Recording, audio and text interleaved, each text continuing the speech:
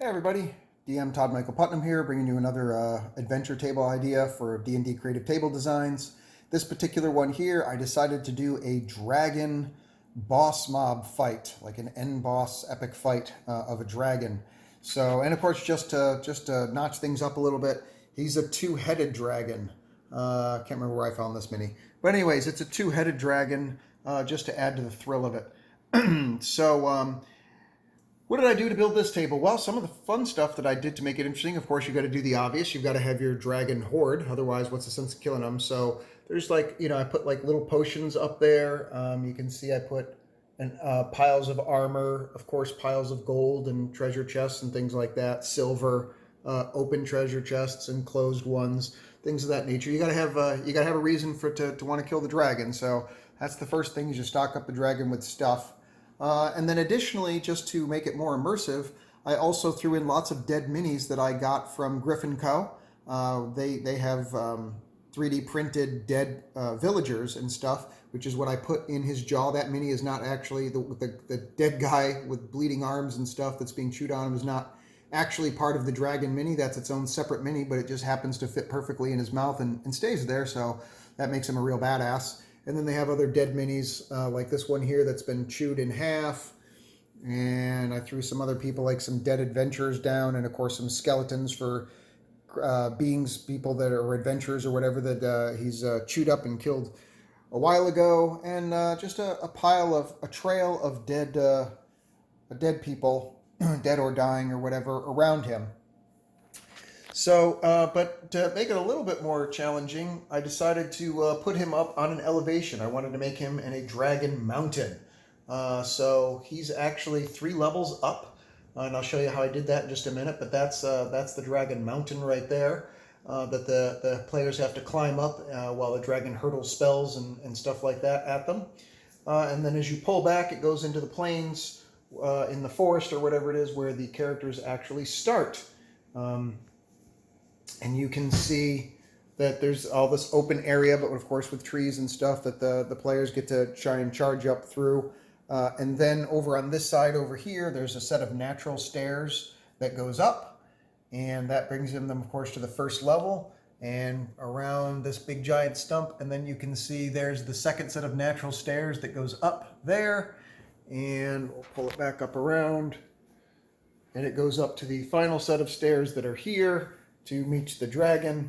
And then on top, just built I don't know if it's so much usable. The players could actually get up onto it, but there's a 4th level as well.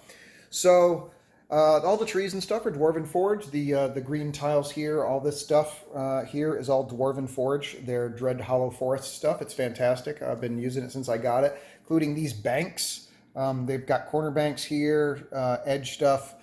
These guys here. I wish I had different types of this, but they all seem to be the same type except for one different one, which was a way to, like a opening for a cave or something, which is great to have, but it'd be nice if they had different types of the edge banks themselves, so that to help prevent it being too uniform. It is what it is. It still looks fantastic. You're still able to mix it up quite nicely. So I do my best with that. And that's the mat itself is just a green forest mat, basically, that I lay down. Just happens to fit almost perfectly, not exact, but certainly close enough to sell it for being just slight variations in the elevation on the forest floor going up to the big bad guy.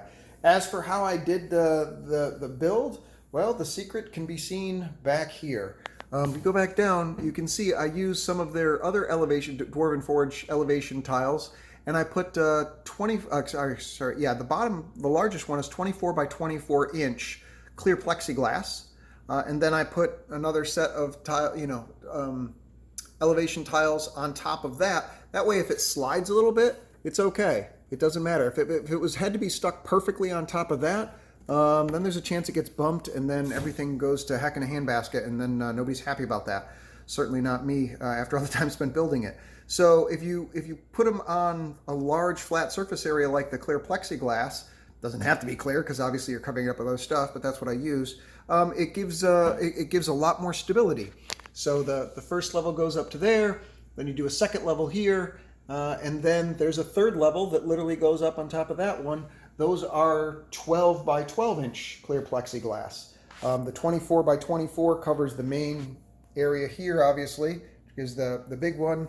And then there's a pair of 12 by 12s under here. And then there's another 12 by 12 put on top of that, offset slightly. It's actually hanging, as you can see, there's some of it that's holding without any support. There's enough weight. Believe it or not, it holds it just fine. It's not, it seems to be good. So, because the Dwarven Forge tiles don't actually weigh that much. So I was able to offset a little bit and create more of a terrain effect with that, more of a varied topography, which is always the key to try to make something look as natural as you possibly can. The fewer perfect right angles that you can get away with, or the covering up the illusion of them to give things a more natural look, is help sell the build. Basically, that's the deal. So, and that's it. That's basically it's not technically a complicated build. There's not really a heck of a lot to it. You're just using the support beams in order to hold it up, and then on this side here, I just put some of the other types of the other colored ones there to help elevation tiles in order to help sell that a little bit, mostly covering it up just with this large tree here.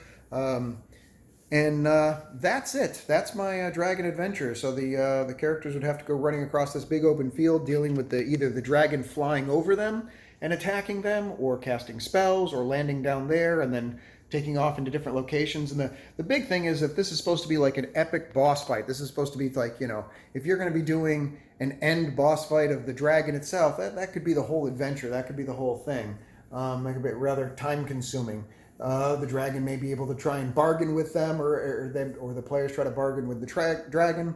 Lots of different options besides just straight combat.